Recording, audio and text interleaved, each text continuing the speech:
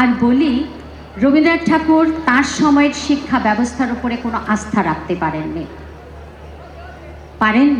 তার প্রমাণ তার শান্তিনিকেতন।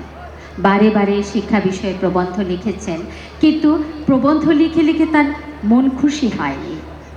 তিনি এই বিষয়ে গদ্য কবিতা লিখেছেন। উপন্যাসের মধ্যে এই প্রসঙ্গ বারে বারে ফিরে এসেছে।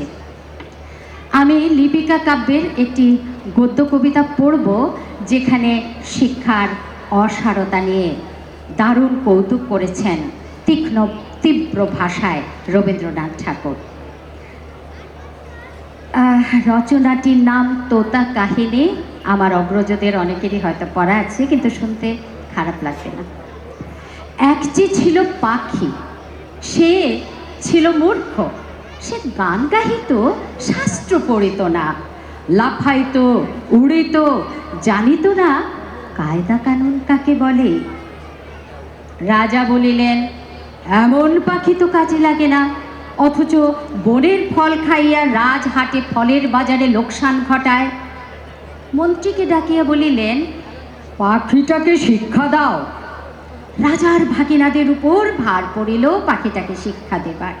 পণ্ডিতেরা বসিয়া অনেক বিচার করিলেন। প্রশ্নটা এই, উক্ত জীবের অবিদ্যার কারণ কি? সিদ্ধান্ত হইল, সামান্য খড়কুটা দিয়া পাখি যে বাসা বাঁধে, সে বাসায় বিদ্যা বেশি ধরে না, তাই সকলের আগে দরকার ভালো করিয়া খাঁচা বানাইয়া দেওয়া। পণ্ডিতেরা দক্ষিণা পাইয়া খুশি হইয়া বাসায় ফিরিলেন। শ্যাকরা বসিল সোনার খাঁচা বানাইতে। খাঁচাটা হইল এমন আশ্চর্য যে দেখিবার জন্য দেশ বিদেশের লোক ঝুঁকিয়া পড়িল। কেহ বলে শিক্ষার একেবারে হদ্দবদ্দ, কেহ বলে শিক্ষা যদি নাও হয়, খাঁচা তো হইল পাখির কি কপাল। শ্যাকরা থলি বোঝাই করিয়া বকশিস পাইল। খুশি হইয়া সে তখনই পাড়ি দিল বাড়ির দিকে। পণ্ডিত বসিলেন পাখিকে বিদ্যা শিখাইতে। নস্য লইয়া বলিলেন, অল্প পথের কর্ম নয়। ভাগিনা তখন পুঁথি লেখকদিগকে তলব করিলেন। তারা পুঁথির নকল করিয়া এবং নকলের নকল করিয়া পর্বত প্রমাণ করিয়া তুলিল। যেই দেখিল সেই বলিল, সাবাস, বিদ্যা আর ধরে না। লিপিকরের দল পারিতোষিক লইল বলদ বোঝাই করিয়া। তখনই ঘরের দিকে দৌড় দিল। তাদের সংসারে আর টানাটানি রহিল না।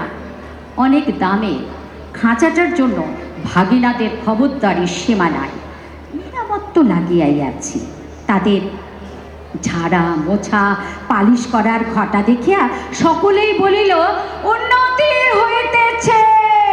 লোক লাগিল বিস্তর, এবং তাদের উপর নজর রাখিবার জন্য লোক লাগিল আরো বিস্তর।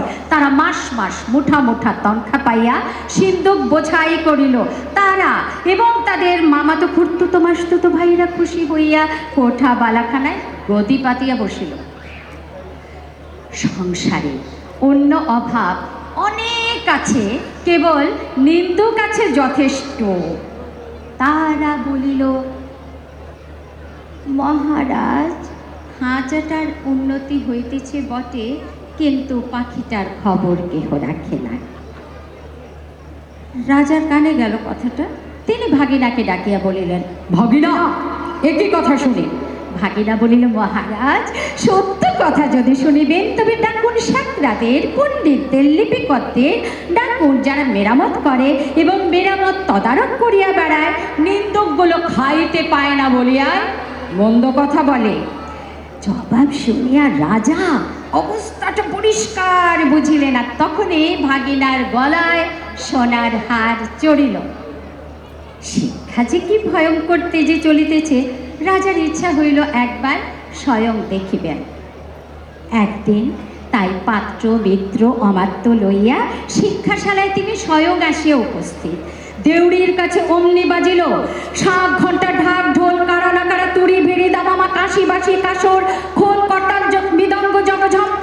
পণ্ডিতেরা গলা ছাড়িয়া টেকে নাড়িয়া মন্ত্র পাঠে লাগিলেন। মিস্ত্রি, মজুর, শ্যাকরা, লিপিকর, তদারক রবিশ আর মামাতো পিস্তুত খুঁড়তুত এবং মাসতুতো ভাই জয়ধ্বনি তুলিল। ভাগিনা বলিল, মহারাজ কাণ্ডটা দেখিতেছেন? মহারাজ বললেন, আশ্চর্য, শব্দ কম নয়।